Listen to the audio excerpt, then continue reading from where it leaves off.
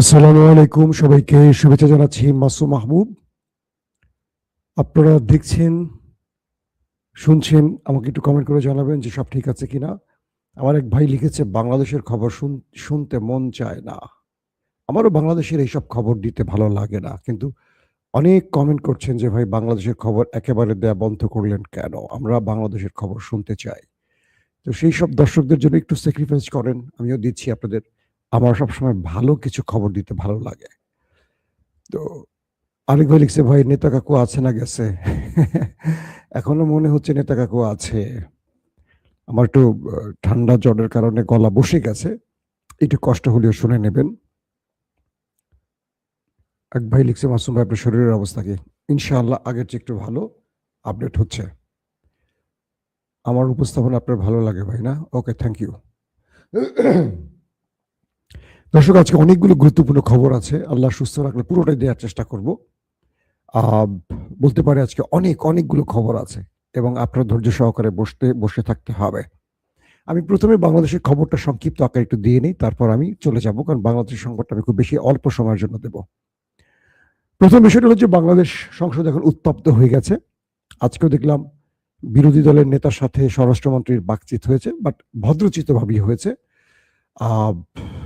আবার গণভোট এবং জুলাই সনদ নিয়ে জামাতের 11 জোট, জামাত সহ যে 11 জোট, তারা আগামী শনিবার বায়তুল মোকাররম থেকে আন্দোলন শুরু করতে যাচ্ছে। অর্থাৎ বিএনপির হানিমুন পিরিয়ড শেষ, এবার জামাত মাঠে নামছে তার জোটকে নিয়ে। বলা হয়েছে বিক্ষোভ, সমাবেশ, মিছিল বায়তুল মোকাররম থেকে, এবং সেখান থেকে পরবর্তী নতুন কোনো কর্মসূচির ঘোষণা দেয়া হবে। প্রশ্নটি হলো, 24-এর বিপ্লবের পর এত মানুষের প্রাণের বিনিময় যে বাংলাদেশ রচিত হয়েছে, যে বাংলাদেশের সবগুলো রাজনৈতিক দল ওয়াদা দিয়েছিলেন তারা একটা সুন্দর বাংলাদেশ গড়তে চান, তারা নতুন বন্দোবস্ত গড়তে চান, যে পুরনো বন্দোবস্তে হাসিনা ফ্যাসিস্ট হতে পারে, সেই বন্দোবস্ত আর চান না। এই প্রতিশ্রুতির পর রাজনৈতিক দল যদি আবারও ফ্যাসিজমের দিকে ফিরে যেতে চায় বা ফ্যাসিজমের সেই চিহ্নগুলোকে বাঁচিয়ে রাখতে চায়, এটা আমি মনে করব বাংলাদেশের জন্য সবচেয়ে বড় দুর্ভাগ্য। প্রথম কথা, আজকে আমি দেখলাম যে জামাত নেতা হামিদ হোসেন আজাদ, না হামিদুদ্দিন হামিদ আজাদ, মাঝখানে একটা নাম আছে, আমি ভালো নামটা জানি না, হামিদ কি আজাদ এরকম একটা নাম, সিনিয়র একজন পলিটিশিয়ান জামায়াতের, তিনি বলেছেন যে বিভিন্ন অধ্যাদেশ বাতিল করে বিএনপি হাসিনার চেয়েও বড় ফ্যাসিস্ট হওয়ার পথে এগুচ্ছে। কে বলছে? জামাতের একজন নেতা। সাংবাদিকদের ডেকে তিনি এই বক্তব্যটি দিয়েছেন এবং কর্মসূচি ঘোষণা করেছেন। আমি বিশ্বাস করতে চাই, যে দেশটির এখন প্রধানমন্ত্রী আমার সবচেয়ে প্রিয় মানুষ তারেক রহমান, তিনি বাংলাদেশটাকে আগের স্থলে আর নেবেন না, একটা নতুন বাংলাদেশ উপহার দিবেন, যেটা তিনি লন্ডন থেকে 18 কোটি মানুষকে বারবার প্রতিশ্রুতি দিয়েছেন। কেন যেন বারবার আমাদের সালাউদ্দিন ভাই আলোচিত হচ্ছেন, তার দায়িত্বটা অনেক বেশি দেখছি, তারেক রহমানকে সেইভাবে বক্তব্য রাখতে শুনছি না। তিনি শুধু বসে বসে হাসেন, তার হাসিটা বেশ সুন্দর, কিন্তু আমার কাছে অদৃশ্যভাবে কিছু জিনিস মনে হচ্ছে। আমি জানি না এটা সত্য কি মিথ্যা বা এটা কি হবে। বিএনপির উপর কারো দায় আছে, তো বিএনপি চাইছে যে তারা জুলাই সনদ গণভোটের পক্ষে থাকবে না। আমি জাস্ট একটা আইডিয়া দিচ্ছি আপনাদেরকে, সত্য না মিথ্যা জানি না, আমার রাজনৈতিক বিশ্লেষণ থেকে বলছি। কিন্তু বিএনপিও মনে মনে বা তারেক রহমানও মনে মনে চায় এটা হোক, কিন্তু যারা তাদেরকে ক্ষমতায় বসিয়েছে, সারপ্রাইজ গিফট করেছে, তারা চাচ্ছে বিএনপিটা না করুক। তাই তারা চাচ্ছে দেশে একটা আন্দোলন সৃষ্টি হোক, জামাত এটা নিয়ে চাপ সৃষ্টি করুক, এবং একটা টাইম পরে বিএনপিটা মেনে নেবে। বেগম জিয়া এই কাজগুলো করতেন, আমি তার সাথে ওপেন ডিসকাশনে তার কিছু এরকম তথ্য জেনেছি, আমার আগের দর্শকরা তাদেরকে সংক্ষিপ্ত কিছু ভাষণ আমি শুনিয়েছিলাম আপনাদের। তবে বিএনপির মধ্যে একটা বড় গ্রুপ আছে যারা সরাসরি ভারতের এজেন্ট হিসেবে কাজ করছে। তারেক রহমান তাদেরকে চিহ্নিত করেছেন। পর্দার অন্তরালে অনেক খবর আছে যেগুলো আমরা প্রকাশ করতে পারি না, জাতীয় নিরাপত্তার প্রয়োজনে, রাষ্ট্রের নিরাপত্তার প্রয়োজনে অনেক খেলা চলছে, বুঝছেন? তো সেখানে এখন পর্যন্ত আমার কাছে যে খবর আছে, তারেক রহমান পজিটিভ অবস্থানে আছেন, কিন্তু কিছু খেলা খেলছেন তিনি। কেন খেলছেন? তার উপরে চাপ আছে, কারণ তিনি দেশে এসেছিলেন যে চুক্তিগুলো বা যে শর্তগুলোর উপরে, তাদের কিছু দায় শোধ করতে হবে তাকে। তো তাকে একটু সময় দিয়ে সেই কাজগুলো করতে হবে, বাট তিনি চাইছেন বাংলাদেশে কিছু হোক। আর যদি সেটা না হয়, আমার ধারণা ভুল হয়, আমি মনে করব বিএনপির জন্য এই সময়টি, অর্থাৎ ক্ষমতার এই সময়টি হবে সবচেয়ে দুঃখজনক। কারণ যে বিএনপি বাংলাদেশের সবচেয়ে জনপ্রিয় দল, সেই বিএনপি শেখ হাসিনার পদাঙ্ক অনুসরণ করলে তার পরিণতি শেখ হাসিনার চেয়েও খারাপ হবে। লিখে রাখেন কাগজে, আজকেই লিখে রাখেন। শেখ হাসিনার সময় কথাগুলো আমরা বলতাম, তাই হয়েছে শেখ হাসিনার আগে আর পরে। তো কিছু কথা শুনতে হবে। হাইব্রিড নেতাদের, হাইব্রিড সাংবাদিকদের, হাইব্রিড বুদ্ধিজীবীদের কথা শোনা যাবে না। যারা হঠাৎ করে বিএনপি হয়ে গেছে, তারা অনেক পরীক্ষিত লোক, তাদের কথা শুনতে হবে। যদি বাংলাদেশে জুলাই সনদ বাস্তবায়িত না হয়, গণভোটের রায় ভুলণ্ঠিত হয়, মনে রাখবেন বিএনপিকে সবচেয়ে করুণ পরিণতি ভোগ করতে হবে। আর যদি আমি যেটা বলেছি তারেক রহমান সেই পলিসিটি আগান, অর্থাৎ তিনি চাচ্ছেন অদৃশ্য শক্তিকে খুশি করতে, যে বিএনপিটার বিপক্ষে, কিন্তু বিরোধী দল এবং জনগণের চাপে পড়ে বিএনপিকে করতে হয়েছে। যদি বিএনপি এই খেলাটা খেলে থাকে, আলহামদুলিল্লাহ, আমি চাই বিএনপি কাজটা করুক। তো অবশেষে জামাত আন্দোলনে নামছে। এই নতুন সরকারের, অর্থাৎ বিপ্লবের পর যে নতুন সরকার গঠিত হয়েছে, সেই সরকারের বিরুদ্ধে বিরোধী দলের প্রথম আন্দোলন শুরু হচ্ছে আগামী শনিবার বিকেল 4টা থেকে বাইতুল মোকাররমে। আমরা দেখতে চাই কি ঘটে বাংলাদেশে। দর্শক, চলেন আমরা চলে যাচ্ছি আন্তর্জাতিক খবরে, যেটার জন্য আপনারা বসে আছেন। ডোনাল্ড ট্রাম্পের বক্তব্যটা শুনেছি, 25 মিনিটের বক্তব্যটা, 23 থেকে 25 মিনিট ধারণা করছি। তার বক্তব্যে তিনি ইরানকে খুব ভয়ঙ্কর কিছু হুমকি দিয়েছেন। আপনাকে শুনছেন তো ক্লিয়ার না? একদম কোনো সাউন্ডে প্রবলেম হচ্ছে না? না, তো তিনি সরাসরি হুমকি দিয়েছেন কিভাবে? Back to the stone age, back to the stone age, পাথরের যুগে ফিরে যাও। ইরানকে বলেছে মার্কিন যুক্তরাষ্ট্রের প্রেসিডেন্ট, যদি তুমি না থামো, হরমুজ খুলে না দাও, তোমার উপর এত ভয়ঙ্কর অ্যাটাক হবে যেটা তুমি কল্পনা করতে পারো নাই বা পারবা না, এবং তোমাকে পাথরের যুগে পাঠানো হবে। পাথরের যুগ বুঝছেন তো? আগে ম্যাচও ছিল না, পাথর দিয়ে আগুন ধরাইতে হইতো। বন মানুষের যুগ, যেটাকে বলা হয়, মানে কি বলবো, এই টাইমটা হলো খ্রিস্টপূর্বের আগে। মানুষ যখন অধিকাংশ মানুষ যখন উলঙ্গ থাকতো, পৃথিবীর কিছু আবিষ্কার হয়নি। ইরানকে সেই যুগে পাঠিয়ে দেবে, অর্থাৎ ইরানের সকল প্রকল্প ধ্বংস হবে, শিক্ষা প্রতিষ্ঠান ধ্বংস হবে, বিদ্যুৎ প্ল্যান্ট ধ্বংস হবে, পানি প্ল্যান্ট ধ্বংস হবে, অর্থাৎ ইরানে কোনো আধুনিকতার কিচ্ছু থাকবে না। এত ম্যাসিভ অ্যাটাক হবে যেটাতে ইরান সেই পূর্বের পাথরের যুগে ফিরে যাবে। ডোনাল্ড ট্রাম্প ইরানকে ঠিক এই ভাষায় থ্রেট দিয়েছেন, এবং তিনি যে সোশ্যাল মিডিয়ায় লিখেছেন তার বক্তব্যের পর, সেটা হলো back to the stone age. Stone age বুঝছেন তো? পাথরের সময় পাঠিয়ে দেবে ইরানকে। যখন ডোনাল্ড ট্রাম্প এই অ্যাগ্রেসিভ বক্তব্য দিচ্ছেন এবং ইরানকে একটা ভয়ঙ্কর যুদ্ধের হুমকি দিচ্ছেন, ঠিক কয়েক মিনিট পর ইরান বড়সড় অ্যাটাক শুরু করে দিয়েছে আরব রাষ্ট্রে এবং তার বন্ধু বিবির দেশে। বিবি বোঝেন তো? নেতানিয়াহুর আরেক নাম। বলা হচ্ছে ইরান এত ম্যাসিভ আকারে ড্রোন, মিসাইলে, মানে তার অ্যাটাক সাজিয়েছে, প্রেসিডেন্ট ট্রাম্পের বক্তব্যের জবাব ইরান তার অ্যাটাকের মাধ্যমে দিয়েছে। মিস্টার ট্রাম্প, আমি তোমাকে নো বলে দিলাম, তোমার এই হুমকি ধমকিতে আমি না, তুমি আমাকে গলাতে পারবে না। যেটা সিদ্ধান্ত আমি নিয়েছি সেটাই, আমার শর্ত মেনে তুমি যা করো করো। আমার শর্ত না মানে তুমি মানে আমাকে পাথরের যুগে পাঠাবা, নাকি তুমি তারও আগে পাঠাবা, সেটা পাঠাও। ইরানের এই অ্যাটাকে জর্দানে মার্কিন যে বেজ মোটামুটি লন্ড ভন্ড হয়ে গেছে, এবং কাতার, দুঃখিত, কুয়েত, দুবাই তো ব্যাপক হিট হয়েছে। ট্রাম্পের এই বক্তব্যের পর পৃথিবীব্যাপী বলা হচ্ছে 500 বিলিয়ন মার্কিন ডলার ডাউন হয়ে গেছে। এক বক্তব্যে 500 বিলিয়ন মার্কিন ডলার হাওয়া হয়ে গেছে। কত বড় মানে মানে বক্তব্যে কি পরিমাণ ইফেক্ট পড়ে বুঝতে পারছেন? বলা হচ্ছে ইরানের 2-3 সপ্তাহের মধ্যেই মার্কিন যুক্তরাষ্ট্র এই বিশাল অ্যাটাকটি করতে যাচ্ছে। তার মানে হরমুজ খুলে ইরানকে সরে যেতে হবে। মূলত ইরানের কাছ থেকে একটি ফেস সেভিং চাচ্ছে ট্রাম্প, কিন্তু ইরান দিচ্ছে না। আপনাদেরকে আমি আজকেও খবর দিয়েছি যে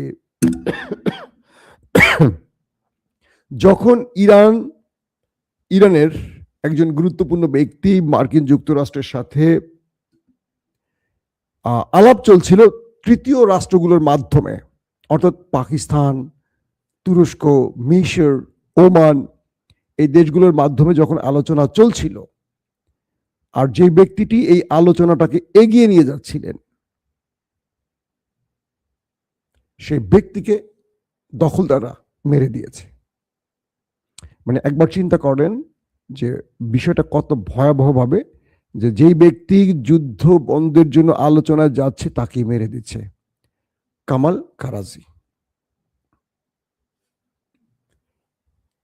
ইরানের যে নেতা ছিলেন যুদ্ধের বা আলোচনার, আলী লারিজানি, তারপর এই ব্যক্তি ছিলেন সবচেয়ে গুরুত্বপূর্ণ এই বিষয়ে। যিনি আলোচনা করতে চান বা যিনি আলোচনা করার ব্যক্তি হন তাকে ওরা মেরে দেয়। অর্থাৎ ওই দেশটি চায় না কোনোভাবেই আমেরিকা আলোচনার মাধ্যমে যুদ্ধটা বন্ধ করুক, তারা যুদ্ধটা প্রলম্বিত করতে চায়, লম্বা করতে চায়। সেই কামাল খারাজিকে আমি এটা নিয়ে আজকে সন্ধ্যা দিয়েছি, আর ডিটেলস বলবো না। তো ইরান বলছে যে একদিকে আমাদের লোকদেরকে তোমরা টার্গেট কিলিং করছো, আবার যুদ্ধের আলোচনা চাইছো, এটা তো প্রতারণা। আমেরিকাকে বলছে এটা তো প্রতারণা, তোমাদের প্রতারণায় আমরা নামবো না। অর্থাৎ ট্রাম্পের বক্তব্যের যখন দিচ্ছিল ইরান, তার আইআরজিসি তার মিসাইলের স্টোরেজে বসে বাটনে হাত দিয়ে বসেছিল। বক্তব্য শেষ আর মিসাইল মারা শুরু করছে। মাইরা ট্রাম্পকে জবাব দিয়েছে, ট্রাম্প দেখো তোমার পাথরের যুগে আমাদের পাঠাবার, আমরা তোমাদেরকে, তার বক্তব্য দিলাম মিসাইল দিয়ে।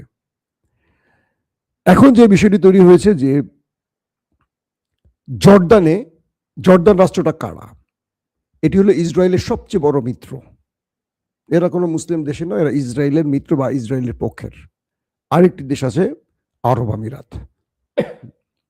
সৌদি আরব এখন চুপ। ট্রাম্প সৌদির প্রধানকে নিয়ে এত ন্যাক্কারজনক বক্তব্য দিয়েছে যে সে ট্রাম্পের পেছনে নাকি চুমু দেয়। তো সেই ব্যক্তি এখনো চুপ। সৌদি আরব কথা বলে কম, কাজ করে অন্যভাবে কাজ করে। কাতার মোটামুটি চুপ, ওমান চুপ। বাহরাইন বলছে নতুন করে যে আমরা এই যুদ্ধের আগেও নেই পাছেও নেই, বহুত মাইর খেয়েছি, বহুত খাইছি আর কি, আর খাইতে রাজি না। এখন লাফাচ্ছে শুধু দুটো দেশ, বাহরাইন, আরব আমিরাত আর হলো জর্দান। কুয়েত চুপ, কাতার চুপ, বাহরাইন চুপ, আরব চুপ।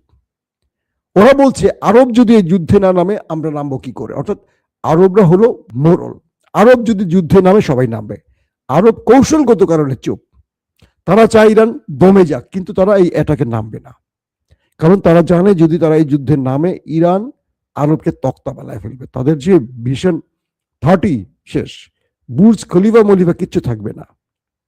এখন পর্যন্ত ইরান মার্কিন বেজগুলোকে টার্গেট করছে, তখন ইরানের মিসাইলগুলো আরবের কোনো স্ট্রাকচার রাখবে না, সব শেষ করে ফেলবে, কারণ আমেরিকা ঠেকাতে পারবে না। আমেরিকা তো নিজের বেজে ঠেকাতে পারে না, আরবকে কি ঘোড়া লাটা ঠেকাবে?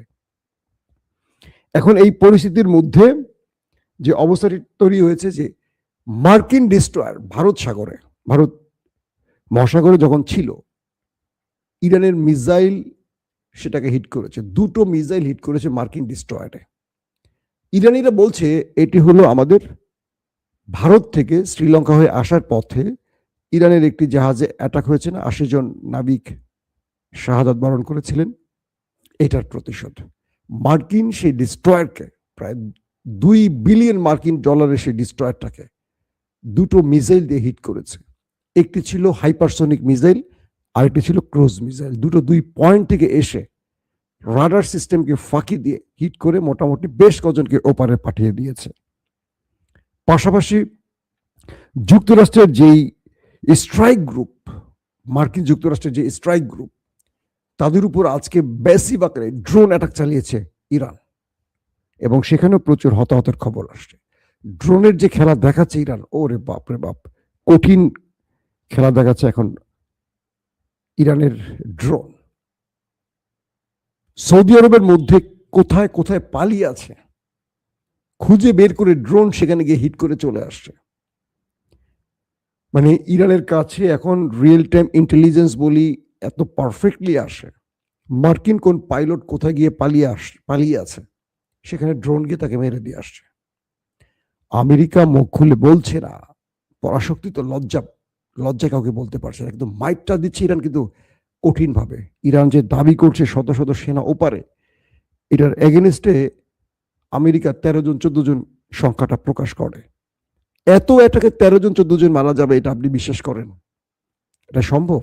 যেখানে বাংলাদেশিরাই তো এই যুদ্ধের কোনো অংশ না, বাংলাদেশের তো 3-4 জন মারা গেছে এই পর্যন্ত। এখন এই অবস্থার মধ্যে ফ্রান্স দুর্দান্ত একটি বক্তব্য দিয়েছে। ফ্রান্সের বক্তব্যটি আমার ভালো লেগেছে, সেটি হলো ম্যাক্রন, মিস্টার ইমানুয়েল ম্যাক্রন। তিনি বলছেন নিউক্লিয়ার, মানে যেই ট্রাম্প যে হুমকি দিচ্ছেন, নিউক্লিয়ার দিয়ে এই যুদ্ধের সমাধান হবে না। আমেরিকা যদি ইরানে নিউক্লিয়ার অ্যাটাক করতে চায় সমাধান হবে না। আবার আমেরিকা যে নিউক্লিয়ারের অভিযোগ তুলছে, ইরানের মধ্যে নিউক্লিয়ার নিয়ে যাবে, এটা করবে সেটা করবে, এটা আসলে সমাধান নয়। একটা তথ্য আপনাদের দিয়ে রাখি, এই আমেরিকা ইরাকের নিউক্লিয়ার আছে এই অভিযোগ তুলেছিল, আরো অনেক রকম অবৈধ রাসায়নিক বোমা আছে এরকম অভিযোগ তুলেছিল আমেরিকা। তারপর এই কথাটি বলেছিল কালকে ফ্রান্সের প্রধানমন্ত্রী, খুব দুর্দান্ত একটি কথা বলেছে। তিনি বলেছিলেন এই আমেরিকা ইরাকের বিরুদ্ধে আমাদের সবাইকে ডেকে এনে যুদ্ধ করেছিল, কারণ ইরাকে নিউক্লিয়ার আছে, ভয়ঙ্কর রাসায়নিক এটা সেটা আছে।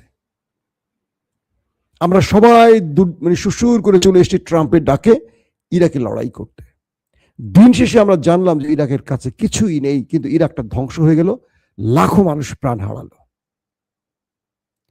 তিনি বলছেন ফ্রান্স প্রধানমন্ত্রী যে আমরা এই ভুলটি আর করতে চাই না, আমরা আমেরিকাকে ঘাঁটি ব্যবহার করতে দেব না, স্পেনে মার্কিন ঘাঁটি বন্ধ, আমার আকাশ আমার জমিন ওদের জন্য নিষিদ্ধ করে দিলাম।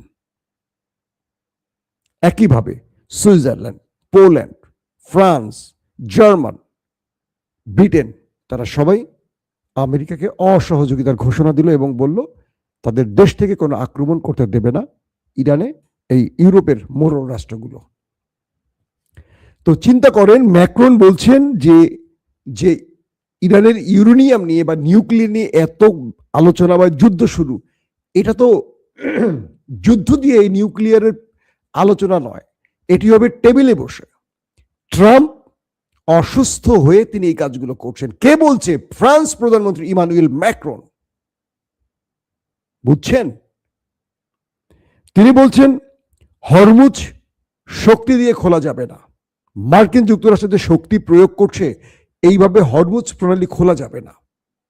এটিও আলোচনার মাধ্যমে খুলতে হবে, যে ইরানের কাছে আলোচনাগুলো তুলতে হবে এবং ইরানের দাবি মেনে নিয়ে আপনি শক্তি প্রয়োগ করবেন, যুদ্ধ প্রলম্বিত করবেন, দীর্ঘ করবেন, পুরো পৃথিবী সংকটে পড়ে গেছে, লকডাউনে পড়ে গেছে। স্রেফ বাংলাদেশের মতো দেশ দেখেন কি অবস্থা, গাড়ির তেল পাওয়া যায় না। ঢাকা শহরে দেখলাম, কোথায় কোথায় দেখলাম মানুষ দীর্ঘ সময় দাঁড়িয়ে থেকে একজন মানুষ স্টক করে বা সেখানে মারা গেছে। আমি নিজের পার্সোনাল অভিজ্ঞতা বলি, আমি এখন কোন লং ডিস্টেন্সে কোনো দূরে যেতে পারছি না, আমার গ্যাস তেল দুটো শেষ, যেতটুকু ট্যাঙ্কিতে ছিল সীমিত, ফ্যামিলির কাজে শুধু ব্যবহার হচ্ছে, বাচ্চাদের স্কুলের জন্য ব্যবহার হচ্ছে। বুঝতে পারছেন? অনেক গুরুত্বপূর্ণ কাজ আটকে বসে আছে, গাড়ির তেল গ্যাস নিতে পারছি না, ড্রাইভার বসে বসে মশা মারছে, কি করবে, ডিউটি কমে গেছে তার, কিন্তু মাঝখান দিয়ে তো আমার 12টা বাজতেছে।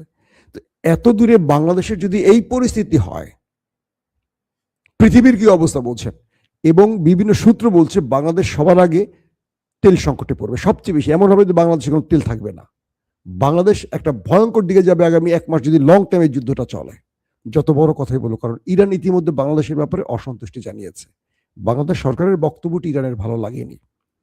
তো এই অবস্থার মধ্যে তিনি বলছেন ট্রাম্প একটু বেশি কথা বলেন, বাচাল। কি বলেন? কে বলছেন? ম্যাক্রন। তিনি কি বলেন তিনি নিজেও জানেন না, তার মধ্যে ম্যানার নেই। ট্রাম্পকে আগে ম্যানার শিখতে হবে। একটি এত বড় রাষ্ট্রের প্রেসিডেন্ট ট্রাম্পকে বলছেন ফ্রান্স প্রেসিডেন্ট, তার মধ্যে কোনো ম্যানার নেই, তাকে ম্যানার শিখতে হবে। তার মানে কি আমরা একটা জিনিস বুঝে গেছি যে মোটামুটি ইউরোপ ট্রাম্পের পাশে আর নেই। এখন ট্রাম্প হাঙ্কি পাঙ্কি যত কিছুই করুক, ইরান ছাড় দিবে না। এখন ট্রাম্প আসলে 2-3 সপ্তাহ পর কি করবে ইরানে, ধারণা করা হচ্ছে তিনি ফেস সেভিং না পেলে, আল্লাহ জানে, এ তো মাথা অর্ধেক না, পুরোটাই অর্ধেক বললে তো ভুল হবে, অর্ধেক চেয়ে বেশি খারাপ তার মাথা, কেন নিউক্লিয়ার অ্যাটাকে চলে যায় কিনা। কিন্তু আমেরিকা যদি ইরানের বিরুদ্ধে নিউক্লিয়ারে চলে যায়, এটা আর থামবে না। রাশিয়া চীন তার এই অন্যতম পার্টনারকে ছাড়বে না, কারণ এই যুদ্ধটা ইরানের যতটুকু তার চেয়ে বেশি রাশিয়া চীনের। তারা লাভবান হচ্ছে এবং ইরানের মাধ্যমে তারা তাদের অধিকার ফিরে পাওয়ার সব চেষ্টা করছে। আর এই জন্য এই দেশ দুটো সর্বোচ্চ সাপোর্ট দিয়ে যাচ্ছে। বলা হচ্ছে ইরানের অধিকাংশ আক্রমণের যে ইন্টেলিজেন্স তথ্যগুলো আসে, উপগ্রহ তথ্য আসে বা স্যাটেলাইট ইমেজগুলো ধরে কোথায় মার্কিন ঘাঁটি, কোথায় তাদের মুভমেন্ট, যেই তথ্যগুলো আসছে, এর ম্যাক্সিমাম চীন এবং রাশিয়া ইরানকে দিয়ে থাকে। আবার ইরানের মিসাইলকে শক্তিশালী করতে দ্রুত কাঁচামাল ইরানে পৌঁছে দিচ্ছে, কারণ প্রতিদিন অজস্র মিসাইল ব্যবহার হচ্ছে, আবার আমেরিকা হিট করে অনেক মিসাইল ধ্বংস করছে। ইরান ফুল টাইম 24 ঘন্টা এখন শুধু মিসাইল তৈরি করছে আর ড্রোন তৈরি করছে, কারণ এই দুটো জিনিস দিয়ে ইরান পুরো যুদ্ধের নীতি, যুদ্ধের মিথ পরিবর্তন করে দিয়েছে ইরান। পৃথিবীর তাবৎ মূল্যবান ভয়ঙ্কর অস্ত্র আমেরিকার কাছে আছে, কিন্তু ড্রোন আর মিসাইল দিয়ে এতগুলো দেশকে একা পেটাচ্ছে ইরান, এটা কেউ কল্পনা করেনি। আর আমেরিকা কখনো মার খায়নি, মার দিয়ে গেছে। কেউ ঘুরে মারবে শক্তি কেউ দেখায়নি। ইরান যখন ধরছে টাইট মতো, বাকিরা বুঝে গেছে যে এটাই সময় ওরে চেপে ধরার, কিন্তু ভিতুরা এগিয়ে আসছে না, তারা চাচ্ছে ইরানই শেষ করে দেখ, আমাদের মতো আর কি। আর ইরান আরেকটা মার, আরেকটা মার, মার, হ্যাঁ হ্যাঁ মার মার। বাংলাদেশিরা করে না, দুজন মারামারি করলে দোস্ত আরেকটা মার, আরেকটা মার, সে দূরে দাঁড়িয়ে রয়েছে। তো আমরা মুসলিম দেশগুলো অপেক্ষায় আছে ইরান কিছু একটা করুক। ধরুন সৌদি আরবে একটা ভিডিও দেখলাম, মার্কিন টার্গেটে হিট করেছে ইরান, মিসাইল মেরেছে, অনেক সেনা ধূপধাপ করে সেখানে পড়ে গেল, অক্কা গেল, উপরে গেল, আগুন জ্বলছে মার্কিন ঘাঁটিতে। যিনি ভিডিও করছেন আল্লাহু আকবার আল্লাহু আকবার বলছেন সৌদি আরবের ভেতরে, দুবাইতে, কাতারে, কুয়েতে, এই ভিডিওগুলো দেখেছেন হয়তো আপনারা অনেকে। তার মানে ওই দেশের রাজা বাদশারা আমেরিকার কাছে মাথা বিক্রি করলেও জনগণ তো করেনি। জনগণ কিন্তু একটা জিনিসই চাইছে, ইভেন ভারতের মানুষও চাইছে অনেকে, যে ইরান বিজয়ী হোক। কারণ মাতাব্বরি মোরলগিরি কেউ আসলে পছন্দ করে না। তোমার মন চাইবে তুমি এক গাজার মানুষকে মেরে ফেলবা, বিবিকে দিয়ে, মানে নেতানিয়াহুকে দিয়ে, বিচার নেই। তুমি জাতিসংঘকে বলছো তুমি একটা প্রস্তুতি নাও, আমরা নিউক্লিয়ার অ্যাটাক করতে পারি, এটাকে তুমি বৈধ করতে হবে। জাতিসংঘকে দিয়ে আমেরিকা ইরানের নিউক্লিয়ার অ্যাটাকে বৈধতা দেওয়ার জন্য কাজ শুরু করে দিয়েছে। তার মানে ট্রাম্প যদি ফেস সেভিং না পায়, ইরানে বড় কিছু ঘটাবে। আর এটুকু বলতে পারি, ইরান এত ছোট দেশ না রে ভাই। আপনারা ইরানের সম্পর্কিত ম্যাপটা দেখবেন, বিশাল দেশ। ইরানে অ্যাটাক করে ইরানকে কবজা করা বা ইরানকে দুর্বল করা এত সহজ হবে না ট্রাম্পের জন্য। 11,000 অ্যাটাক তো গতকালকেই বলছি। সামনের দিনগুলোতে ট্রাম্প আরো বেশি আক্রান্ত হবে, শুধু হবে তা না, পুরো আরবের মধ্যে অনেক বড় আক্রমণ ইরান করে বসবে।